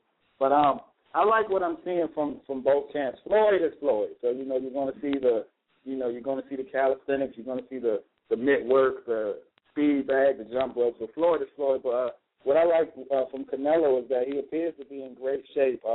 He doesn't really appear to be struggling, to make weight. His hand speed is looking good. His camp is looking sharp outside of how they are reacting to the media, in my opinion. But what I'm seeing is good. What I'm seeing is good, and it makes me want to see the fight that much more. And I actually feel like this one is going to be a lot more competitive as opposed to just being fictionalized based on the hype. But yeah, I like what I'm seeing. All right. Anthony, you want to get in here on this? Well, pretty much Clarence and Prophet explained it all. Episode 3 was the one I enjoyed the most. It was a show that pretty much what they're trying to do is a show about Mayweather's wealth and pretty much create the villain character for him. They want people to pick up people to watch the show, based off of, people wanting him to lose. When they start showing his wealth and all his, his women and everything else, that starts bringing the haters to buy the pay-per-view. Right. And, when I was watching and, Prophet, you mentioned about his hand, the therapist, the, massage with his hand in the bucket. Mayweather and his people, they're no dummies. They're doing it for a reason. I mean, yes, granted, I'm sure he has some issues with his hands, but he must be putting it out there just to say, look, I could lose because my hand might hurt me, but, I don't think his hand is bothering him that much. I think it's really for show. So Canelo can look at that and say it's going to be a weakness. That's my opinion on that one. You guys, we're going to go to a commercial, and then we're going to come back and actually talk about Floyd Mayweather and the Canelo-Alvarez fight. So we'll be back in a minute and 32 seconds after. And if you'd like to call us, feel free. You can agree or disagree at 347-324-5998. And if not, just hang out, and we will be right back with Real Combat Media Boxing Radio. This is Real Combat Media Radio. Check us out at realcombatmedia.com. While you're there, check out the Feed the Poor link on the bottom of every article, and you can send a donation if you're interested. That is, once again, on the bottom of every article as well as on the top of the website. If you are an MMA, boxing, or fitness business and interested in sponsoring our website or radio podcast, send us an email. Advertising at realcombatmedia.com. Once again, that is advertising at realcombatmedia.com. Make sure to check out the Real Combat Media MMA and boxing store at the top of the menu at realcombatmedia.com. We carry a collection of products. We have the Cardio Mask, which is excellent for all fighters, endurance athletes, and serious fitness enthusiasts. Once you are in the Real Combat Media store, click on the banner on that page. We also carry Alpha Brain. Alpha Brain is a great and natural product which activates your brain's neurotransmitters and helps you think more clearly, which improves brain function. You can also purchase the world's healthiest plant protein, which comes from hemp. There are many other products online on the online store, and click on the On It banner at the Real Combat Media store, and you can purchase Alpha Brain and other health products. Use the discount code Real Combat Media, and you will receive 10% off at the checkout store on the On It. That is ONNIT on the banner at Real Combat Media store. Buckle up. Here we go. Let's get this show started. Welcome back to Real Combat Media Boxing Radio, episode 28. I'm your host, Christy Rosario, here in Los Angeles, joined by my co-host, the Boxing Prophet, and our panel host, Clarence Nixon, and our panel guest now, we have Anthony Gonzalez. So we have all East Coasters except me here on the West Coast. You can call and agree to disagree at 347-324-5998. You can Twitter us at Real Combat Media, or my Twitter is at BoxingGirl, BXINGIRL, or at Boxing Prophet 68 for the Boxing Prophet. Find us on Facebook at Real Combat Media in your search bar. And we are back. We are talking now about the big fight, exciting fight coming up, mucho money fight coming up on Saturday the 14th at the MGM Grand in Las Vegas, Nevada, against Floyd. I don't know if he wants to go by Pretty Boy or Money Mayweather. I guess Money, since he has all that money these days. And Canelo Alvarez.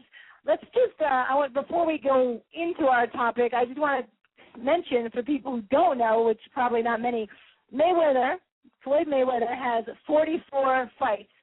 Out of 44 fights, he has never lost, never had a draw, and he has 26 KOs.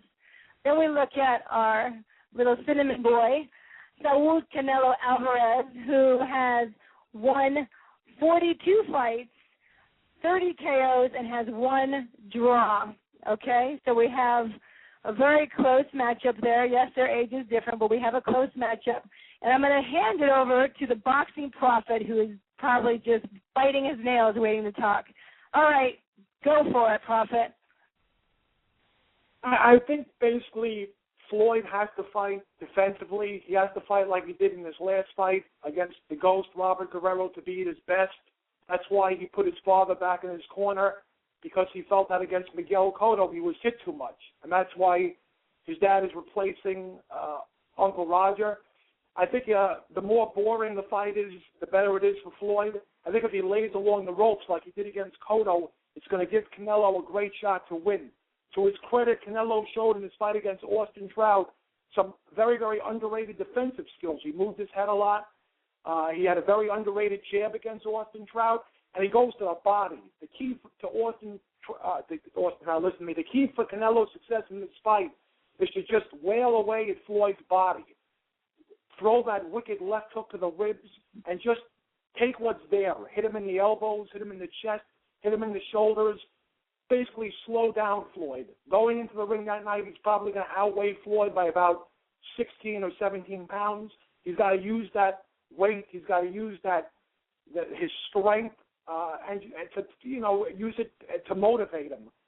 I think Floyd's no dummy. He's a very smart fighter. He's going to move around the ring. He's going to use his hand speed. And the key is to discourage Canelo. If you win the first 3 or 4 rounds convincingly, Canelo it'll get into his mind that he can't win the fight, and it'll basically be how the judges score the fight. I think the judges were announced this week. You have 2 very, very competent judges. I believe one of them was C.J. Ross, and the other one was Dave Moretti, whose opinion I value, but there's always that elephant that stands in the room. The third judge is Greg Metcalf of Canada. What criteria does this guy have to be judging at a fight of this magnitude? Metcalf of Canada. It smells of political corruptness to me. I think Canelo will have his moments. He might hurt Floyd to the body. I don't think Floyd will go down, but I think Canelo will be good in spots. Floyd will begin to show his age, and a lot of fans will have the fight closer than it is because they will misconstrue effective aggressiveness with clean punches landed. I think Canelo will try his best, but at the end of the day, Floyd is a great defensive fighter for a reason. I think he'll out-hustle Canelo. He'll win the fight on my scorecard 8-4. I think C.J. Ross will probably have it 7-5 for Mayweather. Moretti will probably have it 8-4 for Mayweather. Greg Metcalf of Canada will find a way to give it to Canelo 7-5.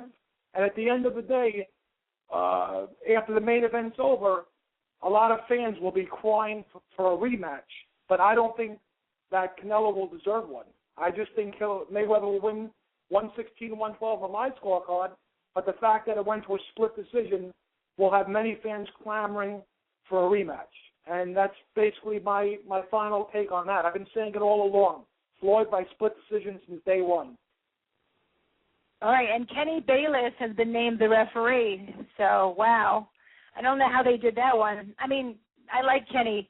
I'm just saying, I wonder how, between Jack Reese and Kenny, Jack's in California, that's right. But he could go in there, isn't it? All right. I'm just wondering how in the world they came to the one name. I'd be very interested to find that out. What do you think, Prophet? You think they just drew names out of the hat, or what do you think? Kenny Bayless, to me, is a very competent referee. He's one of Vegas's finest. I think he'll do the fight proud. I don't think he'll be fair, and I think Kenny Bayless is a solid referee. The only beef I have, like I said, is that third judge. I don't know. To my knowledge, Greg Metcalf, the Canadian judge, has not been at this level yet. He hasn't judged a fight of this magnitude yet, and I'm predicting it. He's going to be the guy that has Canelo winning in controversial fashion, but I just think Floyd is too good. Canelo is not at that level yet. So I expect Mayweather to win by split decision. Right. Well, I like Kenny Bayless as a referee, too. I think that's a very good choice. The judge that you're talking about may surprise you. He may be very impartial and just score the fight the way he, hopefully like he's supposed to, like he sees it. And then you may be wrong, but, you never know, the Prophet, I'm hoping that they're all fair, and that's how I go in thinking from the beginning. So, CO, what do you think? Mayweather Canelo? Well, I think that the first 3 or 4 rounds are pretty much they're going to tell how the fight is going to go. If Floyd decides to go out there and attack Canelo the way he did Gotti, in an effort to maybe try to hurt him or get him out of there, I think that would make it that would give Canelo his best opportunity. But it's like Prophet said, the more boring the fight, the better it is for Floyd. If Floyd takes a defensive approach, kind of like he did against, I guess in a way like he did against Guerrero, if he just decides to just pot shot him, even like he did with Marquez, then I don't think Canelo will ever fully get a rhythm. And it'll be a dominant fight for Floyd on the scorecard, but I don't think it would do much for his. I don't think it would do much for his reputation. But I feel like Canelo is quite possibly the first Floyd opponent or the closest Floyd opponent that can probably be compared to him in skill-wise when you combine age, a variety of punches. He has a strong jab. He has pretty good defense. So not on the level of Floyd, like this might be his best opponent when you combine the time that he's fighting him, the youth and everything that he's ever fought. And I think Floyd's going to have to dig deep. He's at an advanced age. I don't think his legs are like they were. His reflexes are still sharp. Upper body movement is still there. But I think he's going to have to he's going to have to dig deep if he wants to make it a fan-friendly fight. I think I see it going the distance. I think Canelo is going to have moments. And again, I hate to straddle the fence or whatnot, but if the first 3 rounds go to Floyd, then I believe the next 7 or 8 are going to go to him, and it's going to be another Floyd decision. Money Mayweather, and his O is not going to go. That's how I see it. See, I don't see Floyd, when I think of Mayweather, I don't think of him in his age because he is in just as good shape as Canelo, if not better, because he doesn't have to diet the way Canelo is to make his weight. His defense is flawless. His feet are still the same. He still moves and has great movement. He's got stamina. He's got skill. I definitely have Mayweather by decision. I don't think Canelo's a slouch. I don't think anything. I think this is going to be a great fight, and I think it's going to go the distance. But, just because Canelo is younger, I don't see that to be a factor here. Canelo, I'm sure, is suffering right now trying to make weight for these last few days. Weight is a big issue for him, which means his condition can't be 100% if your weight isn't on target and you can't relax and can't, eat what you want. Mayweather definitely still has power. I mean, you saw when Victor Ortiz went down, he went down not because this guy didn't have power, he had power. And, yeah, people are going to say, okay, well, he looked away for a second to get help from the referee. But nonetheless, he went down from Mayweather's power. And I see Mayweather getting this all the way. But I'm going to hand it over to Anthony because I know, Anthony, you'd like to talk about it as well. What do you see on this fight? Well, the key to this fight is pretty much the foot speed of Canelo. In previous fights, he hasn't showed. Canelo has very fast hands. He's stronger than Mayweather. He's going to be bigger than Mayweather. He's actually even a better body puncher than Mayweather. But the foot speed is going to be the key. Could he cover the distance against Mayweather? Could he get inside? Could he trap Mayweather against the ropes? Can he make this fight ugly? And I don't think he's going to have the foot speed to cover the distance. I mean, the only way he can do it is set it up with a jab and then come with the right hand to the body. But I just don't see, learning foot speed in about 3 months of training camp and, be able to close the distance against Mayweather. Mayweather is going to, he's going to try to keep the fight in the center of the ring. He's going to circle a lot. He's going to use a shoulder roll. He's going to come with the right-hand counters a lot. And I don't think Canelo's going to be able to throw that right hand. I think it's going to be a Mayweather unanimous decision. But like I said, it's pretty much the foot speed. And like Christy said before, Mayweather's in better shape. The age factor has nothing to do with it. Canelo gassed out in the Trout fight. So pretty much I have, Mayweather by unanimous decision. Mayweather by unanimous decision. Okay, so it looks like we all have Mayweather one way or the other. I'm not sure what it will go to as far as majority or unanimous or, split, but I do see Mayweather winning and then going the distance and not taking a lot of chances. I see him doing a lot of defense like he normally does in his fights. And like Anthony was saying, he is right, though. Mayweather is stronger and bigger and will most likely blow up to probably 169, 170. And he is strong, and he can punch, and he's very coordinated, and, who knows? Maybe we'll be surprised. We don't know. But we don't have a lot of time, unfortunately, and I want to jump over to our undercard, Lucas Matese and Danny Garcia. So, Prophet, tell us about this fight. A lot of people, believe it or not, when this fight was first made, everyone was on the Lucas Matese bandwagon, saying that he was too strong for Danny Garcia.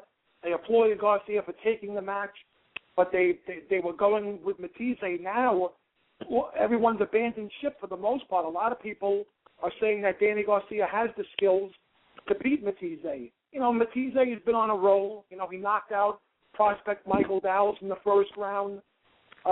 He starts Lamont Peterson in 3 one-sided rounds.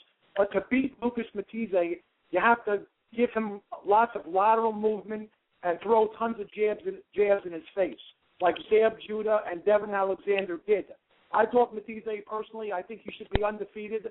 I thought he beat both Judah and Alexander. They got gifts, but they did so by using a lot of athleticism and constantly peppering Matese with jabs. Danny Garcia just isn't that type of fighter. In the later rounds against Zab Judah, Judah was beating him to the jab and was rallying down the stretch, and Garcia had a tougher time than expected against Zab Judah. He knocked out Amir Khan. He even struggled with Eric Morales in their first fight.